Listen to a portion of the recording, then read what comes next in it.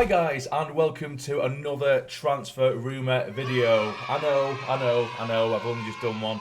But there isn't really much else to discuss, and you probably are going to get quite a few of these transfer rumour videos because I do quite enjoy them. It's interesting to see what players we're linked with, although I would prefer us to be talking about something a bit more official, a bit more solid. But the thing is, of course, the window hasn't even opened yet.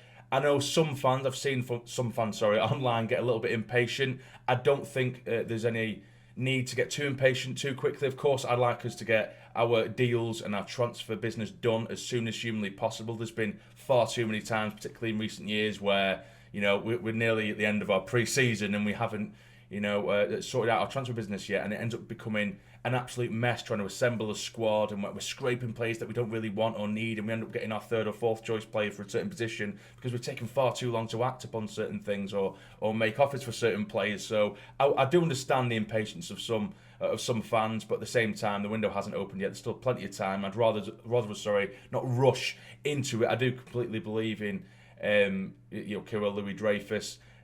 Some people just want him to piss money up the wall. I don't. Of course, you want him to see us try and really go for it and try and assemble the best possible side possible to, or the best equipped side to try and win the division or at least get promoted.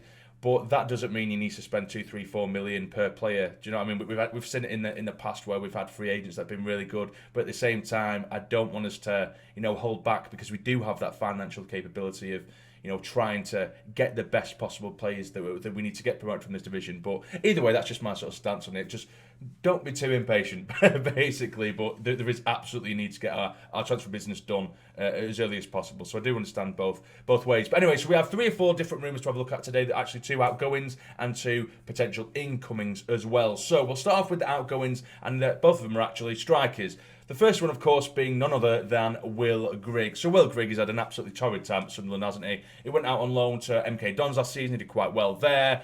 And there's been rumours that MK Dons are going to go back in for him on a permanent deal. I can't imagine them spending anywhere near as much as we spent when we did lure him away from Wigan. And I've seen interviews, and I've read through old interviews as well, where he didn't want to come to us. It was never going to work out. He didn't want to come to us. We threw too much money for Wigan to refuse, so he ended up coming to us. You could tell he didn't really want to come. He never moved up to the northeast, which isn't an absolute necessity, but he definitely didn't commit himself to the area.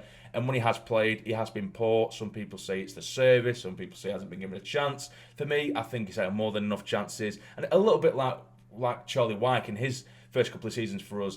He was just missing sitters. He was getting opportunities on a plate and just missing chance after chance after chance. And that can happen. And that did happen for Will Grigg. So for me, if we can just claw back $1 million, anything back off him, I think that you'd see that as a success. I've seen recent interviews from their MK Dons boss. They've said that they rate him very, very highly. He's good on and off the pitch, with the players in the changing room. So they rate him highly. So why not use him, and send him off to a place where he is going to be valued? Where with us, would we be able to get anything out of him now? I don't know, because like I say, with Charlie Wyke, he was poor for the first couple of seasons, and then he's absolutely been fantastic for the majority of this season with the amount of goals he's contributed with. So, do we give him another chance? For me, personally, I don't think we need that kind of player.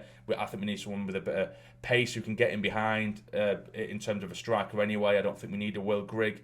It just hasn't worked out for us. So if we can pull any money back, we can do, or we should go for it. So for me, I'd absolutely give the green light. Not that it's up to me, of course, but I would absolutely say yes to Will Grigg going to MK Dons. But there has also been a lot of rumours that Wigan are after him. And I've seen a recent, I think on the last 24 hours, there's actually been an interview with Will Grigg, and it's only just a brief statement that he made saying that, if the opportunity was there to go back to Wigan, he would take it because Wigan are the main club that are in his heart. That's where he's had all of his best times in his career. So, that's a statement that you would expect from someone like that. And he did have so many good memories at Wigan. So if Wigan were to go in for him, would he go back? I think he probably would, in all honesty. But I'd want us to get at least a bit, or at least a fraction of the money back that we paid for him, because we definitely paid way too much for a player that, was a massive gamble at the time. And I think it was ridiculous that Stuart Donald did.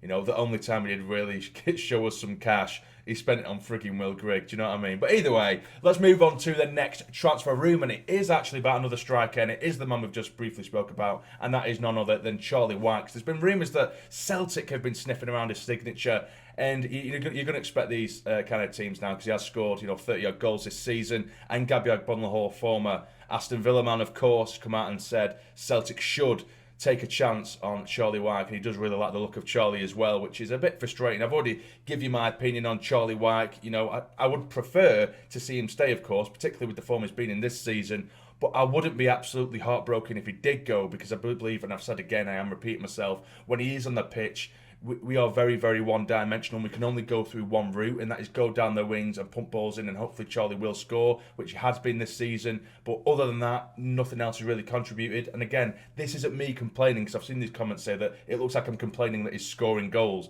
That isn't the case at all. It's just when the wing play and the system of going down the wings doesn't come off, then there's no point in Charlie being there, because he is anonymous. And we want to be able to have another option of, you know, going down the middle, and when we do go down the middle, Charlie doesn't contribute much, if that makes sense. Basically, it's just my opinion that I would not be heartbroken if Charlie was to go, but I would absolutely prefer him to stay, if that makes sense. But anyway, moving on to some more exciting things. A couple of potential incomings, or of course rumours. Firstly, I'm going to go for and speak about Scott Tanser. Now, this was actually covered on Giles' channel, but I actually wanted to speak with Scott himself, because I actually know Scott. He was the younger brother of a friend of mine who went to my high school, and Scott went to my high school as well. I think he was a year or two below me. And I actually spoke with Scott in January when we were linked with him, and asked him if he knew anything. Of course, I didn't expect him to tell me anything in particular, but he did generally say that he hasn't heard anything at all from Sunderland. He's just heard rumours and read little newspaper bits, but he had no contact from the club or anything like that. So I thought I'd try him again yesterday and asked him about it, and he said again, you know, there has been links, but he hasn't heard anything. And if there was any interest, any interest, he would have expected a bid to come in by now. But he hasn't heard anything from the club. Not that he would go into too much detail.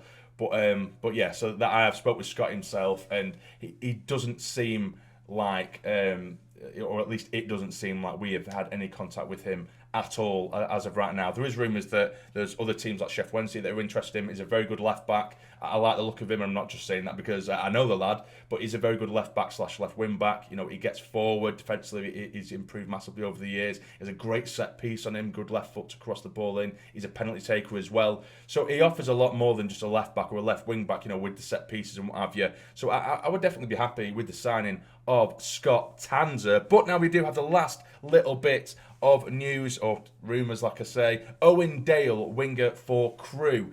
We have been rumoured to be linked with him, but Alan Nixon, I think it's Nixon, isn't it, on Twitter, has said that Wycombe have been reportedly sniffing around him as well, and apparently he would potentially favour a move to Wycombe as well, rather than Sunderland, which is very frustrating, because for me, Owendale, he absolutely tortured us pretty much every time, or at least he impressed me every time we did take on Crewe this season. He's a young lad, about 21, 22, he can play on either wing or behind a striker. He's a very gifted lad, technical ability, he's pacey, exactly what we need. We need that pace. That's something that we're screaming out for, you know. I think our biggest hole we need to fill is the centre of midfield with the right players, but we also need pace, because, you know, God knows that we are in desperate need of some pacey players, because there's been so many times over the last 2 or 3 seasons really in League One where we've just been crying out for someone who can just drag us up the pitch, and that's why I love the likes of Denver Hume, because he does have that pace and that ability to drag us up the pitch where no one else really does, because they don't have that pace, or they lack that pace. So someone like Owendale I think would be brilliant